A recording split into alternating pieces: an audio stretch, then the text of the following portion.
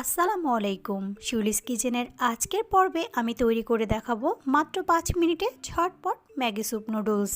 বিকালের নাস্তায় ছোট বড় খিদের আবদার মেটাতে এক বাটি ধোয়া ওঠা নুডলস স্যুপ হলে বাচ্চা থেকে বড় সকলেই ভীষণ পছন্দ করবে।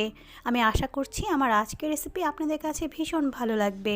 ভালো লাগলে অবশ্যই আমার চ্যানেলটাকে সাবস্ক্রাইব করে বেল বাটনটিকে অন করে রাখবেন। নুডলস স্যুপ তৈরি করার জন্য আমি ফ্রাই প্যানে 1 টেবিল চামচ তেল দিয়ে দিচ্ছি।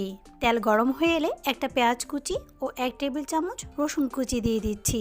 এরপর আমি এগুলোকে খুব ভালো করে ভেজে নিব। এখন আমি একটা টমেটোকে টুকরো করে কেটে এর মধ্যে দিয়ে দিচ্ছি। আমি এখানে একটা ছোট সাইজের টমেটো ব্যবহার করেছি। এরপর আমি এখানে কিছু গাজর কুচি দিয়ে দিচ্ছি। আপনারা চাইলে আপনাদের পছন্দ মতন যে কোনো সবজি এখানে ব্যবহার করতে পারেন।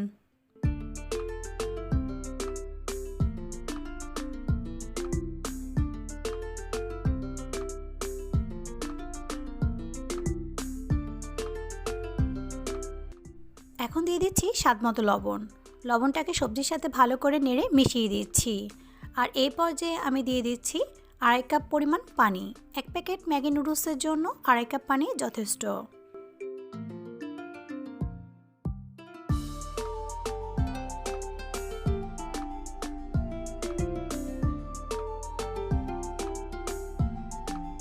স্যুপ রান্না করার জন্য আমি এখানে 1 প্যাকেট ম্যাগি নুডলস নিয়ে নিয়েছি। এরপর আমি নুডলসটাকে ভেঙে এর মধ্যে দিয়ে দিচ্ছি।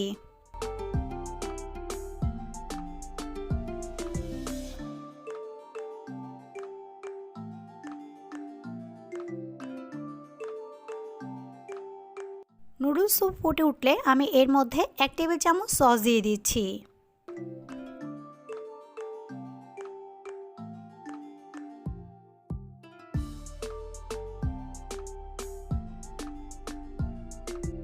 দিয়ে দিচ্ছি স্বাদমতো কাঁচামরিচ কুচি। এরপর আমি স্যুপটাকে ঘন করার জন্য 2 টেবিল চামচ কর্নফ্লাওয়ারকে সামান্য পানিতে ভালো করে মিশিয়ে দিয়ে দিচ্ছি। নুডলসের সাথে কর্নফ্লাওয়ারটাকে খুব ভালো করে নেড়ে মিশিয়ে দিতে হবে।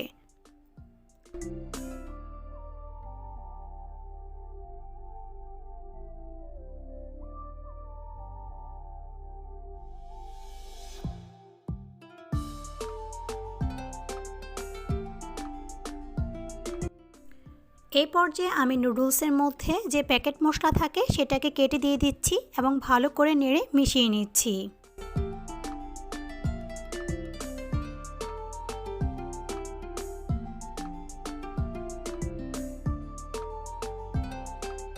এখন আমি নুডলস স্যুপের মধ্যে দিয়ে দিচ্ছি 1/4 চা চামচ পরিমাণ কালো গোলমরিচের গুঁড়া। এরপর আমি এটাকেও নেড়ে খুব ভালো করে মিশিয়ে নিচ্ছি। আমার এখানে স্যুপটা হয়ে গিয়েছে।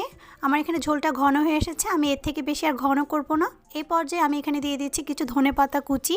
এরপর আমি এটাকেও নেড়ে খুব ভালো করে মিশিয়ে দিচ্ছি। তবে আপনারা চাইলে ধনেপাতা কুচিটা স্কিপ করতে পারেন, তবে দিলে এর টেস্টটা ভালো আসে। এরপর আমি চুলাটাকে বন্ধ করে দিচ্ছি আর পরিবেশন করে দিচ্ছি দারুণ স্বাদের ম্যাগি স্যুপ নুডলস। দেখলেন তো, মাত্র 5 মিনিটে তৈরি হয়ে গেল ঝটপট ম্যাগি স্যুপ নুডলস। আমার আজকের রেসিপিটি আপনাদের কাছে কেমন লাগলো তা অবশ্যই আমাকে কমেন্ট বক্সে জানাতে ভুলবেন না। আজকে তাহলে এখানেই বিদায় নিচ্ছি। আল্লাহ হাফেজ।